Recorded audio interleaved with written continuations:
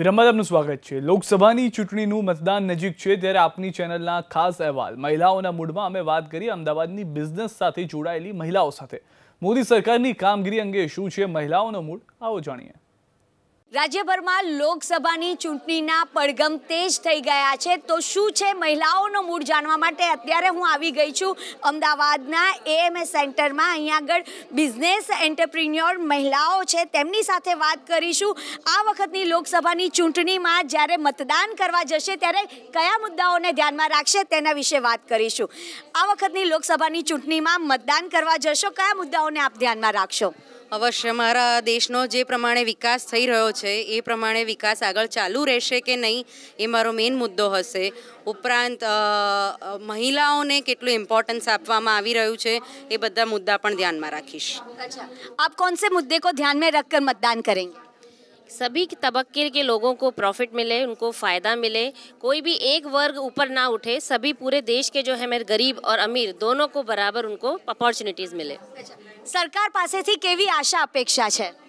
સરકાર પાસેથી એ જ અપેક્ષા છે કે એ જે કહે છે એ કરી બતાવે છે।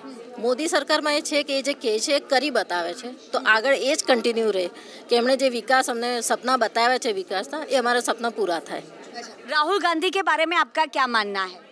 राहुल गांधी खाली बोलते हैं, करते नहीं हैं, बट मोदी सरकार में मोदी जी ने जो कुछ बोला है वो सब हुआ है। एंड वो इतना बड़ा चेंज जो हम देख रहे हैं कंट्री में हो रहा है, that country badly needed that. આમને કીધું કે રાહુલ ગાંધી બોલે છે પણ પૂરું નથી કરતા, પણ મોદીજીએ પણ ઘણા વાયદાઓ આપ્યા હતા, એ હજુ પૂરા નથી થયા, એના વિશે આપનું શું કહેવું છે? બટ મોદીજીએ જે વાયદાઓ આપ્યા છે એમાં એ 100% ના હોય, બટ 99% पूरा થયા છે। सो हम ये बोल सकते हैं कि मोदी जी जो बोलते हैं वो करते हैं, डेफिनेटली करते हैं। सो હું વોટ આપીશ તો હું જરૂરથી મોદીજીને જ આપીશ, બિકોઝ ગતિશીલ ગુજરાત અને જે મારા દેશનો અત્યારે વિકાસ થઈ રહ્યો છે ઓનલી ફોર મોદી। अच्छा, એટલે વિકાસને ધ્યાનમાં રાખીને આપ મતદાન કરશો। आपको कैसी सरकार चाहिए? सरकार ऐसी हो जो सबका ग्रोथ हो, पूरा देश एक साथ ग्रो हो। स्पेशली लेडी सेक्टर में अगर चले हम तो लेडी सेक्टर को थोड़ा और रिबेट मिले कि उनको अपना बिजनेस खुद आगे बढ़ा सके वो लोग। अच्छा, आप सभी लोग अलग अलग क्षेत्र से आई हुई है, आपको क्या ग्रोथ चाहिए, आप क्या चाहते हैं सरकार से? मैं अगर पर्सनली बताऊं तो मुझे गौरक्षा और राम मंदिर निर्माण पे बहुत इंटरेस्ट है। अगर वो होता है तो मोदी सरकार ही कर सकती है, राहुल गांधी नहीं करेंगे, क्योंकि वो हमारी कंट्री के ही नहीं है, तो वो इस मुद्दे को समझ ही नहीं सकते कि हमारे लिए कितना इम्पोर्टेंट है। अच्छा, राहुल गांधी के साथ में अभी तो प्रियंका भी उनको सपोर्ट कर रही है, क्या उससे फ़र्क पड़ेगा इस बार की चुनाव में?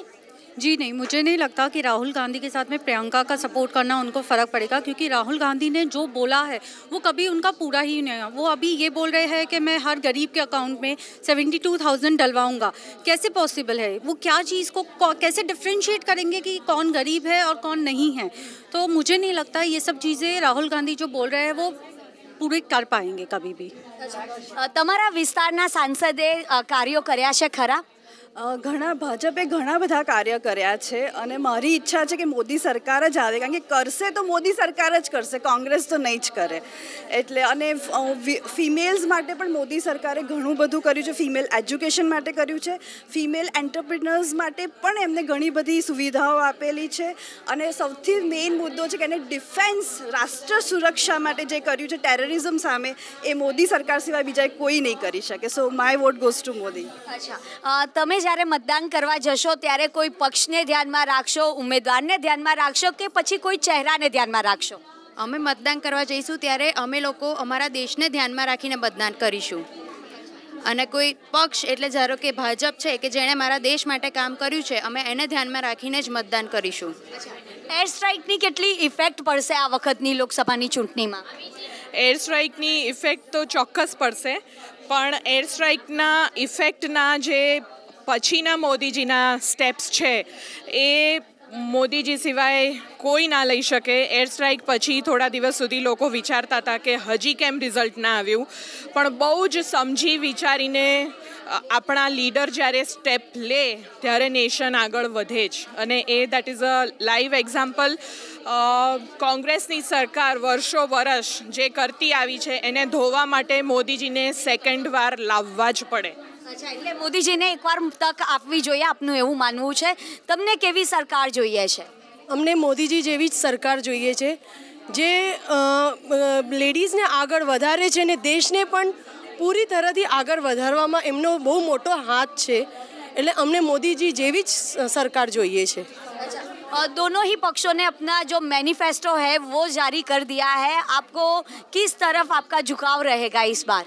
मेरा झुकाव सिर्फ मोदी जी की तरफ इसलिए रहेगा कि 72,000 या जो भी डालने की बात राहुल गांधी कर रहे हैं, किस बेस पे? आधार कार्ड आज एक एक घर में बैंक अकाउंट्स है, सिर्फ मोदी जी की वजह से। तो बेस कौन डाल रहा है, नींव कौन डाल रहा है, वो देखना बहुत ज़रूरी है। इस बार तो मोदी जी ने जो एम्प्लॉयमेंट की तो कोई बात ही नहीं की है, इसके बारे में आप क्या कहेंगे? मोदी जी सिर्फ बात नहीं करेंगे, करके दिखाएंगे। तमने केवी सरकार જોઈએ છે? हिंदी। आपको कैसी सरकार चाहिए? हमें ऐसी सरकार चाहिए जो बिजनेस को अपलिफ्ट करे, जैसे be not made come and make in India. I want make in India, जो मेक इन इंडिया प्रोडक्ट है उसको हाईलाइट करे। We want this kind of सरकार। तमने केवी सरकार જોઈએ છે? कैसी सरकार चाहिए? हाँ जी, अभी जो हो रहा है ये परफेक्ट चल रहा है। अभी सीड सो कर रहे हैं, फार्मिंग का टाइम आ गया है। एक और राउंड दे दो and you will see, you will get result. So Modi rocks. નોટબંધી અને જીએસટી જેવા મોટા નિર્ણય મોદી સરકારે લીધા છે અને તમે બધા અલગ અલગ બિઝનેસ સાથે પણ સંકળાયેલા છો, એની ઇફેક્ટ કેવી પડી છે અત્યાર સુધી? એની ઇમિડિયેટ ઇફેક્ટ જોવા જઈએ તો એન્ડલેસ લાઇન્સ અને ખૂબ જ બપોરના તડકામાં ઊભા રહી અને જે અમારે લોકોએ કષ્ટ સહન કરવો પડ્યો, પણ કષ્ટનું રિઝલ્ટ સરસ આવ્યું છે। We are not seeing a lot of black money now in the market circulating, એટલે એની ઇફેક્ટ ખૂબ જ ઇફેક્ટિવ આવી છે। અચ્છા, તો તમારા હિસાબથી કાળું નાણું આવ્યું છે ખરા દેશમાં પાછું? નથી આવ્યું। આવ્યું હોય તો દેખાવું જોઈએ ને, ક્યાંય મેન્શન નથી થયું કે આ કાળું નાણું આવ્યું ને અહીંયા આપણે યુટિલાઇઝ કર્યું। કાળું નાણું આવ્યું છે તો એ દેખાવું તો જોઈએ ને કે ક્યાં આવ્યું, ક્યાં યુઝ કર્યું એ। આપણા બેનિફિટ, આપણું બજેટ તો વધવું જોઈએ ને, એ નથી વધ્યું। क्या उम्मीद लगाकर बैठी है इस बार की चुनाव में? इस बार ऐसे लग रहा है कि जो हमारा कंट्री इतने टाइम से बैठा हुआ था, अब सब खड़े हो गए। कुछ भी करने से पहले सबको एक डर होता है मन में कि ये मोदी की सरकार है, मोदी जी ने जो भी रूल्स बनाए हैं वो कुछ भी ब्रेक करने से पहले 2 मिनट सब लोग सोचते हैं, थोड़ा डर मन में रहता है कि नहीं ऐसे नहीं कीजिए, पता चलेगा तो क्या हो जाएगा।